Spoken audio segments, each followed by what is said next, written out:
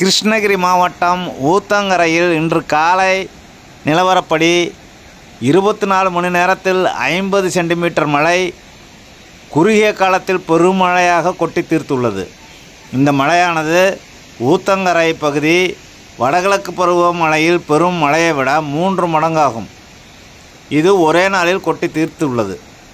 இதனால் ஊத்தங்கரையிலிருந்து திருப்பத்தூர், கிருஷ்ணகிரி, திருவண்ணாமலை ஆகிய இடங்களுக்கு செல்லும் முக்கிய சாலைகள் முற்றிலும் துண்டிக்கப்பட்டுள்ளன. கடும் வெள்ளப்பெருக்கால் வாகனங்கள் அடித்து செல்லப்பட்டன. வட மாவட்டங்கள் பென்சல் மழை புயலின் காற்று இல்லாத குறுகிய காலத்து பெருமழை தந்த பாதிப்பில் தத்தளிக்கிறது.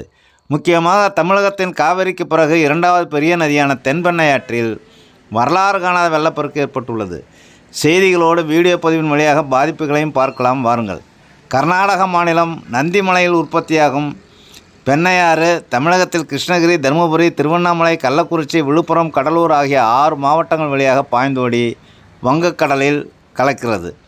தமிழகத்தில் தென்பெண்ணையாறு என்று அழைக்கப்படும் இந்த ஆற்றை நம்பி பல்லாயிரக்கணக்கான ஏக்கர் விளைநிலங்கள் பாசனம் பெறுகின்றன. கர்நாடக மாநிலத்துக்குள் 112 கிலோமீட்டர் மட்டுமே ஓடும் தென்பெண்ணையாறு தமிழகத்துக்குள் சுமார் 320 கிலோமீட்டர் தூரத்துக்கு பாய்கிறது. இந்த பென்சல் மழை வெள்ளத்திலும் பின்வரும் இந்த செய்தியையும் கவனத்தில் கொள்ள வேண்டியுள்ளது.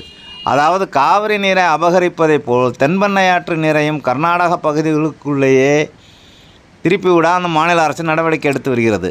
தமிழக அரசு தென்பெண்ணையாற்றின் உரிமைகளை காப்பாற்ற கடந்த 10 ஆண்டுகளுக்கு மேலாக போராட வேண்டிய நெருக்கடிகளை கர்நாடக அரசு தந்து வருகிறது. தொடர்ந்து வெள்ளச் செய்திகளை பார்ப்போம். தென்பெண்ணை ஆற்றை பொறுத்தவரை தென்மேற்கு பருவமழை மற்றும் வடகிழக்கு பருவமழை காலங்களில் மட்டுமே தண்ணீர் பாயும். மற்ற காலங்களில் வறண்டே கிடக்கும். சமீபத்தில் கரையேறிய பென்சல் புயல் தந்த குறுகிய காலத்து பெருமழையால் தருமபுரி, கிருஷ்ணகிரி, திருவண்ணாமலை, கள்ளக்குறிச்சி, கடலூர், விழுப்புரம் ஆகிய மாவட்டங்களில் பெரும் வெள்ளப்பெருக்கு ஏற்பட்டு கிராமங்கள் துண்டிக்கப்பட்டுள்ளது.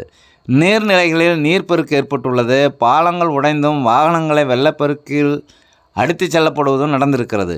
விளைநிலங்கள் முற்றிலும் சேதமடைந்துள்ளது. குடியிருப்புகள் பாதிப்புக்கு உள்ளாகியுள்ளது. ரயில்வே பாலங்களின் கீழ் வரலாறு காணாத வெள்ளப்பெருக்கு ஏற்பட்டுள்ளதால் ரயில் போக்குவரத்து துண்டிக்கப்பட்டுள்ளது. சாத்தனூர் அணையில் 1,70,000 கன அடி வெள்ள நீர் திறந்துவிடப்பட்டுள்ளது. அதுவும் பாதிப்பை ஏற்படுத்தியுள்ளது.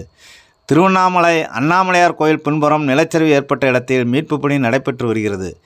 2 வீடுகள் மீது பாறைகள் உருண்டு விழுந்துள்ளன. 5 குழந்தைகள் உட்பட 7 பேருடன் மண்ணுக்குள் புதைந்த வீடு அது. பேரிடர் பணி மீட்பு படை பணியில் ஈடுபட்டு வருகிறது. இப்படி பென்சல் புயல் துயர் தரும் பெரும் சம்பவங்களை வட மாவட்டங்களில் நிகழ்த்தி கடும் பாதிப்புக்கு உள்ளாகியுள்ளது. தகவல்கள் பிடித்திருந்தால் லைக் செய்யுங்கள், ஷேர் செய்யுங்கள், கமெண்ட் செய்யுங்கள். மீண்டும் ஒரு பதிவில் சந்திப்போம். நன்றி.